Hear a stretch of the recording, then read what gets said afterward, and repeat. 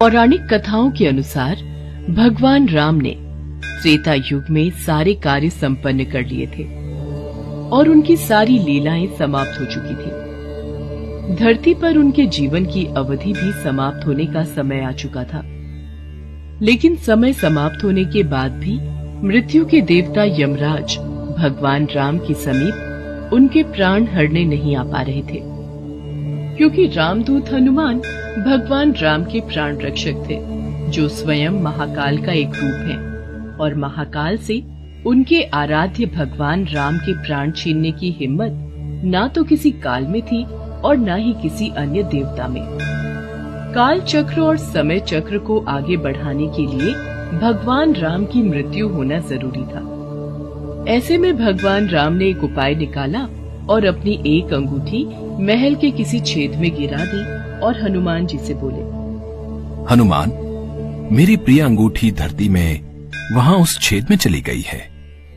क्या तुम पाताल लोक से मेरी अंगूठी ढूंढ कर ला सकते हो? प्रभु, बस इतनी सी बात। मैं अभी जाता हूँ और शीघ्र ही आपकी अंगूठी लेकर आता हूँ। हनुमान जी अंगूठी ढूंढने पाताल लोक में चले गए। वो अंगूठी को पकड़ने जाते और वो और नीचे चली जाती। हनुमान जी पाताल लोक में पहुंचे। वहां वो नागों के राजा नागराज से मिले। नागराज ने उन्हें अंगूठियों से भरा एक कक्ष दिखाया। इस कक्ष में बहुत सारी अंगूठी रखी हुई हैं।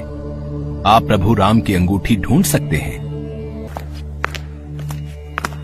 यहाँ तो बहुत सी अंगूठियां पड़ी हैं। इनमें से प्रभु राम की कौन सी है, ये मुझे देखना होगा।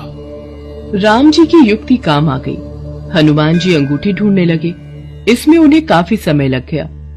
हनुमान जी को अयोध्या में न देखकर यमराज ने अयोध्या में प्रवेश किया और वे एक संत का रूप धारण कर भगवान राम जी के महल में पहुंच गए। तब संत के भेष में यमराज भगवान राम से मिले और भगवान राम से बोले, प्रभु, आपको मुझे वचन देना होगा कि हम दोनों की बातों को गुप्त रखा जाए और जो कोई भी हमारी बातों को सुने उसे मृत्यु दंड दिया जाए। आप निश्चिंत रहिए, मैं इसी क्षण सभी द्वारपालों को बाहर भेज देता हूँ। राम जी ने लक्ष्मण को बुलाया और उनसे कहा, लक्ष्मण, ये मुनिवर मेरे साथ कुछ गंभीर वार्तालाप करना चाहते हैं। तब तक तुम द्वार पर ही पहरा देना और कोई भी अंदर न आने पाए, इस बात का ख्याल रखना, वरना तुम मृत्यु दंड को प्राप्त हो जाओगे। जो आज्ञा भैया, मैं आपके आदेश का पालन करूंगा। लक्ष्मण के जाने के बाद उस संत ने भगवान राम को अपना असली रूप दिखाया और बोले, हे प्रभु, मैं आप ही का सेवक हूँ और आपने ही मुझे ये कर्म दिया है कि इस संसार से समस्त जीव जंतु एवं प्राणियों का प्राण हरना, और ये मेरा धर्म भी है। मैं भगवान शिव और ब्रह्मा की आज्ञा से आपसे ये कहने आया हूँ कि आपने जो अपना समय इस पृथ्वी लोक पर निश्चित किया था, वो समय पूर्ण हो चुका है और अब आपको अपने धाम लौट जाना चाहिए। इससे सभी देवी देवताओं में आपको विष्णु स्वरूप में देखकर उत्साह की लहर दौड़ जाएगी। इस पर भी हे प्रभु, आपको कुछ और समय इस पृथ्वी लोक पर बिताना है तो आप रह सकते हैं। भगवान राम तो अंतर्यामी है। वो यमराज की बातों को सुनकर मंद मंद मुस्कुरा रहे थे। भगवान राम और यमराज के बीच वार्तालाप चल ही रही थी कि इतने समय में भगवान राम के महल में दुर्वासा ऋषि आ पहुँचे। प्रणाम गुरुवर, कहिए मैं आपकी क्या सेवा कर सकता हूँ? हमें भगवान राम से मिलना है, अभी तुरंत। गुरुवर महाराज, भैया राम अभी किसी से नहीं मिल सकते। उन्होंने किसी को भी कक्ष में न आने का आदेश दिया है। मैं उनके समक्ष नहीं जा सकता। लक्ष्मण की बातों को सुनकर दुर्वासा ऋषि को क्रोध आ गया और वो श्राप देने लगे। मेरा इतना घोर अपमान! अगर मुझे राजा राम से नहीं मिलने दिया गया तो मैं पूरी अयोध्या नगरी को अपने श्राप से जलाकर भस्म कर दूंगा। अगर मैं इन्हें भैया के महल में जाने दूं, तो सिर्फ मुझे ही मृत्यु दंड मिलेगा, लेकिन अयोध्या नगरी तो बच जाएगी। गुरुवर, मैं भैया को आपके आने की सूचना देकर आता हूँ। लक्ष्मण भगवान राम के कक्ष में चले गए। लक्ष्मण को सामने देख भगवान राम चौंक गए और यमराज अंतर ध्यान हो गए।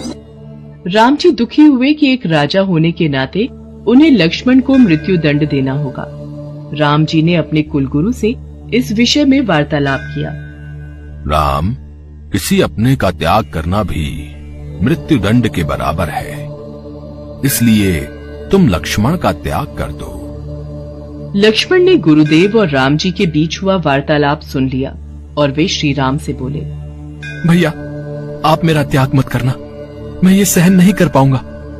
आपके वचन का पालन करते हुए मैं स्वयं ही अपने शरीर का त्याग कर दूंगा। लक्ष्मण ने अपने भ्राता श्री राम का वचन निभाने के लिए अयोध्या की सरयू नदी में समाधि लेकर शेषनाग का रूप ले लिया और फिर भगवान विष्णु के निवास स्थान क्षीर सागर में जाकर उत्पन्न हो गए। उसके बाद भगवान राम भी लक्ष्मण के वियोग में थे। उन्होंने भी सरयू नदी में जाकर जल समाधि ले ली और अपने परम धाम को चले गए। उसके पश्चात हनुमान जी जब अंगूठी लेकर वापस लौटे तो प्रभु राम को महल में न पाकर हनुमान जी बहुत दुखी हुए। प्रभु, आपने जानबूझकर मुझे पाताल लोक में भेजा था ताकि मैं आपको रोक ना सकूं। प्रभु, आपकी आज्ञा पाकर मैं धरती पर ही रहूंगा और जहां कहीं भी आपके नाम का भजन और कीर्तन होगा वहां मेरी कृपा हमेशा बनी रहेगी। हनुमान जी को भगवान राम जी से अमरता का वरदान प्राप्त है, इसीलिए कहते हैं कि आज भी जहां कहीं पर भी भगवान राम के नाम का भजन कीर्तन होता है वहां हनुमान जी अवश्य आते हैं और भक्तों को अपना आशीर्वाद देते हैं।